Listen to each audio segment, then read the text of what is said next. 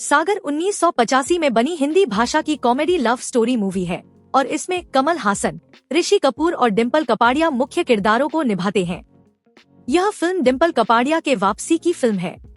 Mona D सिल्वा, डिम्पल कपाड़िया गोवा में एक छोटा सा रेस्टोरेंट चलाती हैं। राजा, कमल हासन, जो उसके पास ही रहता है, उसका अच्छा दोस्त और मछुआरा है। वह मोना से प्यार करता है लेकिन अपने जज्बात कभी जाहिर नहीं कर पाता। राजा इतना पैसा कमाना चाहता है कि अपनी खुद की नाव खरीद सके और मोना को आराम की जिंदगी दे सके। ठेकेदार गोगा कपूर बंदरगाह और नावों का मालिक है।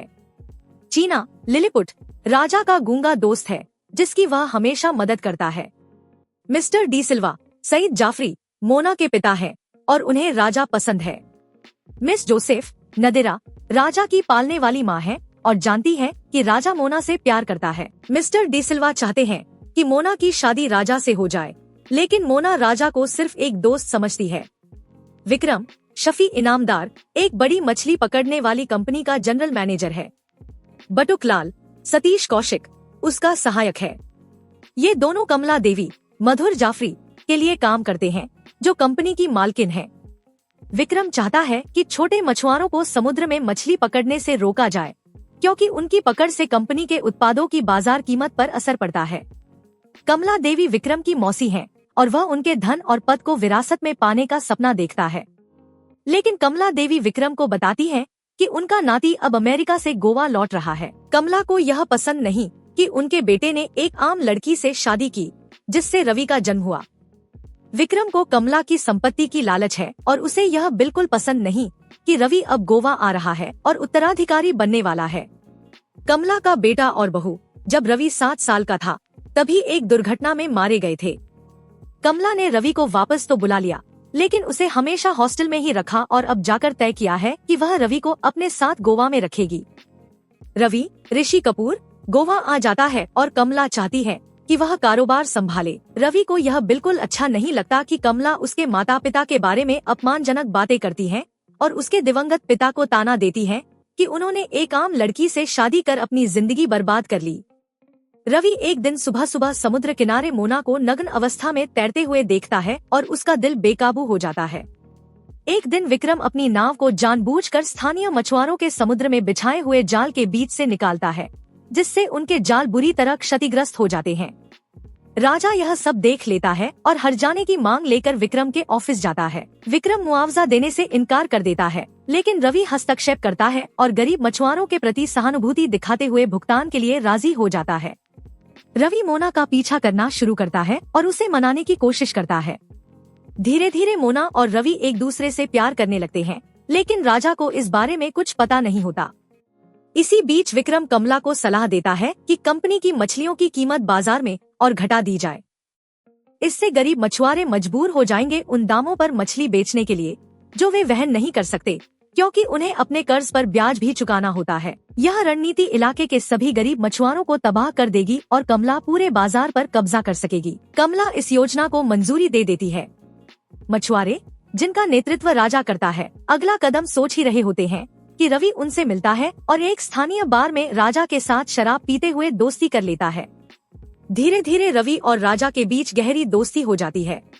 रवि मोना से शादी करना चाहता है, लेकिन मोना के पिता से बात करने में हिचकिचाता है। इसलिए वह तय करता है कि वह राजा से कहेगा कि वह उसके लिए मोना का रिश्ता मांगे। लेकिन उससे पहले ही राजा रवि को बताता है कि वह मोना से कितना प्यार करता है, लेकिन कभी हिम्मत नहीं जुटा पाया कि उससे अपने दिल की बात कह सके। रवि का दिल टूट जाता है और वह तय करता है कि वह मोना से पीछे हट जाएगा। जब रवि को पता चलता है कि राजा अपनी खुद की नाव खरीदने के बाद ही मोना को प्रपोज करना चाहता है, तो वह अपने एक पारिवारिक मित्र के जरिए राजा को व्यापार में निवेश दिलवाता है और राजा को कभी यह पता नहीं चलता कि यह मदद दरअसल रवि ने की थी। रवि मोना को एक पत्र लिखता है और उसे बताता है कि वह जा रहा है। वे आखिरी बार मिलते हैं और रवि मोना को बताता है कि राजा उससे बहुत प्यार करता है। इधर राजा बेहद खुश होता है कि अब उसे खुद की नावें खरीदने के लिए व्यापार में निवेश मिल गया है। वह मोना को प्रपोज करने की तैयारी करता है। वह भागा भागा मोना के पास पहुंचता है, लेकिन वहां मोना और रवि को एक दूसरे की बाहों में गहराई से लिपटा देखता है। राजा का दिल टूट जाता है और वह पूरी रात अकेले शराब पीता हुआ बिताता है। मिस जोसेफ को राजा के टूटे दिल का पता चलता है। अगले दिन मोना राजा के पास आती है और कहती है कि वह रवि से प्यार करती है, लेकिन रवि उससे बात तक नहीं कर रहा जब तक राजा खुद आकर दोनों के बीच सब कुछ ठीक न कर दे। रवि नहीं चाहता कि वह मोना और राजा के बीच आकर कोई रिश्ता बिगाड़े। मोना साफ साफ कहती है कि राजा उसके लिए एक बहुत अच्छा दोस्त है, लेकिन उससे ज्यादा कुछ नहीं। मोना को तसल्ली देने के लिए राजा यह नाटक करता है कि यह सब उसने जानबूझकर किया था ताकि रवि और मोना अपने प्यार का इजहार कर सकें। फिर वह खुद दोनों को मिलवाता है और रवि को मोना से मिलवाता है। इसके बाद राजा मिस जोसेफ के साथ उसकी बहन से मिलने के लिए चला जाता है। उधर विक्रम कमला को रवि और मोना के प्रेम संबंधों के बारे में बता देता है। रवि की दादी कमला देवी इस रिश्ते के खिलाफ होती है क्योंकि मोना एक निम्न वर्ग से ताल्लुक रखती है। रवि मोना को कमला से मिलाने के लिए घर लाता है, लेकिन कमला उस समय बिजनेस ट्रिप पर होती है। रवि सारे नौकरों को छुट्टी दे देता है और मोना के साथ कुछ रोमांटिक पल बिताने लगता है। विक्रम को इसकी भनक लग जाती है और वह कमला को बता देता है कि रवि मोना के साथ उसके बंगले में अकेला है। कमला तुरंत घर लौटती है और मोना को ढंग से मिले बिना ही उसे घर से निकल जाने के लिए मजबूर कर देती है। वह मोना से औपचारिक मुलाकात करने से इनकार कर देती है, लेकिन रवि से कहती है कि वह मोना के पिता मिस्टर डी सिल्वा को भेजे। जब मिस्टर डी सिल्वा कमला से मिलने आते हैं तो कमला उनके और उनकी बेटी के सामाजिक दर्जे का अपमान करती है और उन्हें घर से बाहर निकलवा देती है। कमला के गुंडों द्वारा पिटने के बाद डी सिल्वा को दिल का दौरा पड़ता है। जब रवि कमला से माफी मांगने को कहता है तो वह इनकार कर देती है। इसके बाद रवि कमला का घर छोड़ देता है। रवि डी सिल्वा से मिलने गांव जाता है, लेकिन वहां गांव वालों द्वारा पीटा जाता है और गांव से बाहर फेंक दिया जाता है। कमला विक्रम को कहती है कि वह पूरे गांव के कर्ज खरीद ले। फिर वह पुलिस को कोर्ट के आदेशों के साथ भेजती है, जिससे पूरे गांव की नावें जब्त की जा सकें। गांव वाले मोना को कमला से मिन्नतें करने भेजते हैं। कमला मोना को 2 विकल्प देती है, रवि या पूरे गांव की भलाई। कमला मोना को आदेश देती है कि वह 7 दिनों के भीतर किसी और से शादी कर ले। रवि कमला को धमकी देता है कि अगर मोना की शादी किसी और से हुई तो वह आत्महत्या कर लेगा। इसी दौरान राजा अपनी यात्रा से लौट आता है और मिस्टर डी सिल्वा उससे मोना से शादी करने की बात कहते हैं, लेकिन राजा मोना और रवि की मदद करने का फैसला करता है। रवि को यह सच्चाई पता चलती है कि राजा वास्तव में मोना से बेहद प्यार करता था और उसने अपनी मोहब्बत की कुर्बानी दी थी सिर्फ अपनी दोस्ती के लिए। रवि यह जानकर हैरान रह जाता है।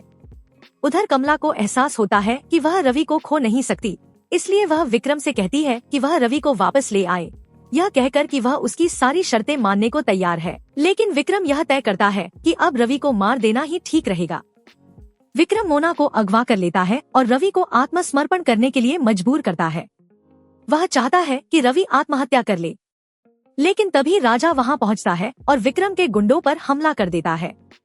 राजा सभी गुंडों को हरा देता है और रवि और मोना से कहता है कि वे तुरंत शहर छोड़ दें। रवि मोना को साथ ले जाने से इनकार कर देता है, क्योंकि अब उसे पता है कि राजा मोना से सच्चा प्यार करता है। लेकिन तभी विक्रम उठकर रवि पर गोली चला देता है।